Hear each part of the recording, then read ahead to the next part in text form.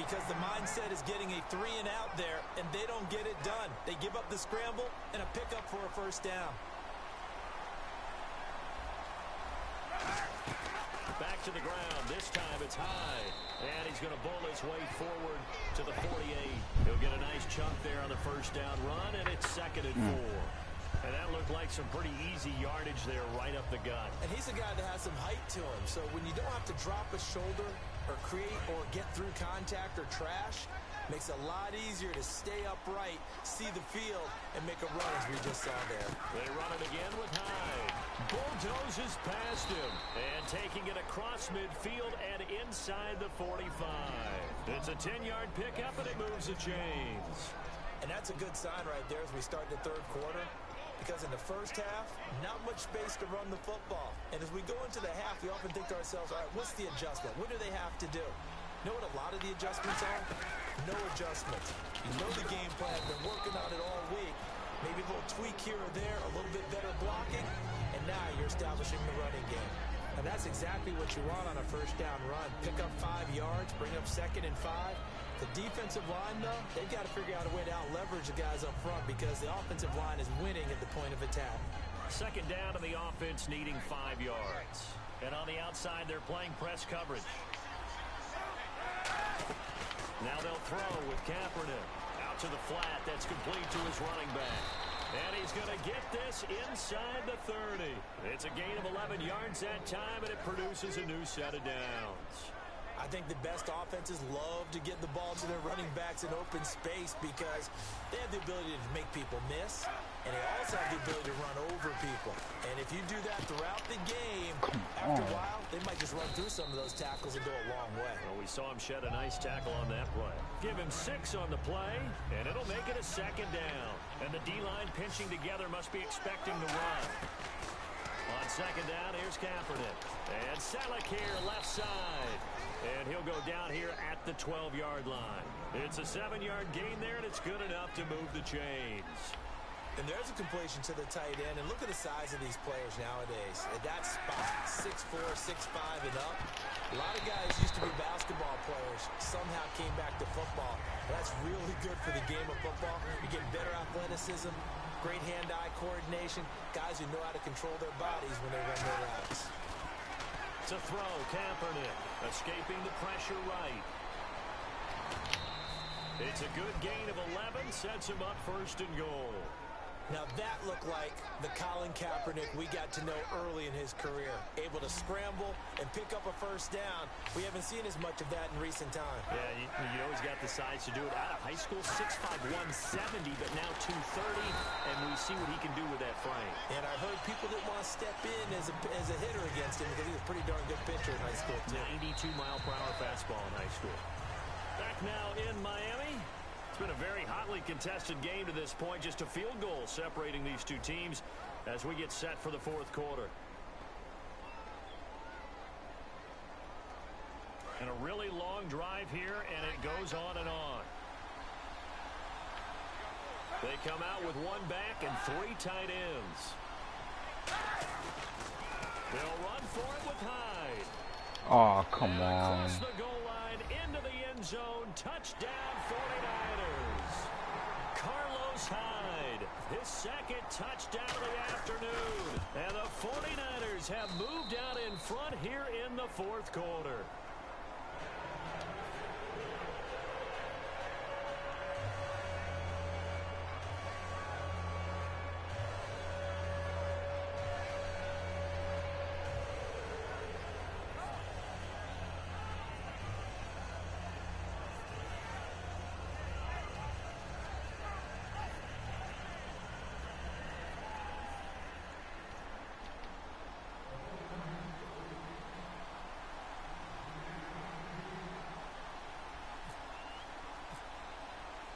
Following the touchdown now, it's Bradley Pinion on to kick this one away. This is fielded a couple yards deep. And he'll wind up getting an extra extra couple yards here for his trouble as he'll bring this one out to the 27. And the Dolphins offense now ready to go back out on the field. And that last drive, a long drive, but not just that, they had a great air attack going. Do they stick with that? I would think that they would, because if they were confident enough to do it on the last drive, starting backed up in their own territory, why would you change anything? They've got to be confident about what they're presenting and continue to do so. Yeah, because the secondary, they really look close. And that was amazing because that drive went and went, no adjustments, and no big plays by the defense to knock the ball away. They run with Ajayi. So he got free of one tackle but couldn't do a whole lot else. 2 yards on the pickup there. It'll be 2nd and 8. Tough day, tough sledding right there, and it's been that way the entire game. Not a whole lot of room to ramble for him. Yeah, you're right. It's been that way all afternoon. Didn't get a whole lot better there. Over the middle and into the hands of his receiver, Landry. And taking it across midfield and inside the 45. I know many people like to throw to the tight end, maybe in a little flexed out position because he creates mismatches with his size. The slot receivers do the same thing with their quickness, their speed, and their route running savvy.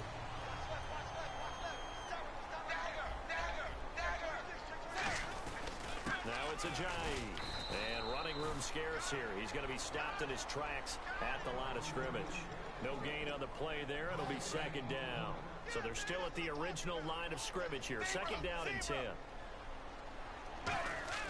Play fake to Ajayi. It's Tannehill. And he hits his target. It's Kenny Stills. A good pickup there of 20 yards. So there on that play, offensively, they ran the crossing route. Defense was in zone coverage. So as a former DB, how tough is it to defend that? It's really difficult because your natural inclination is to chase the receiver and maybe leave your zone. So you have to have discipline in order to talk to your other coverage guys and let him know that that receiver's crossing from your zone to the next zone. He's coming your way. Make sure you have him.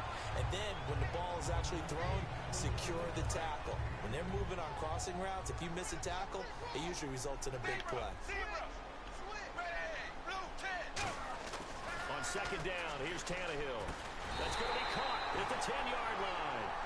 It's a 3-yard pickup, and that sets up a 1st and goal. In recent years, the slot receivers really gained stature in the NFL because they can do so many things.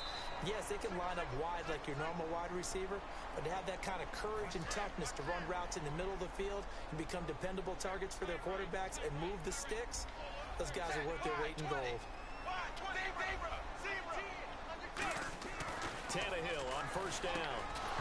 And it pops free. The collision there jarred the ball loose and brings up 2nd down.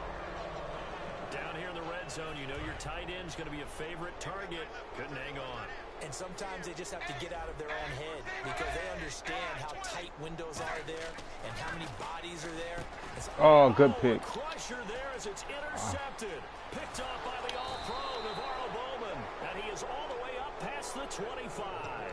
The 49ers offense now, they get set to head back on the field. They have the lead, obviously, late in the game. I guess the good news for them is if for some reason they would make a mistake, a field goal does the opposition no good. Everyone loves to have a little bit of a cushion, and that helps you immeasurably. But the bottom line is, do all the things that you're taught in order to close out the game. Don't even let that become an issue. Yeah, but still a one-possession game. This one not fully over yet.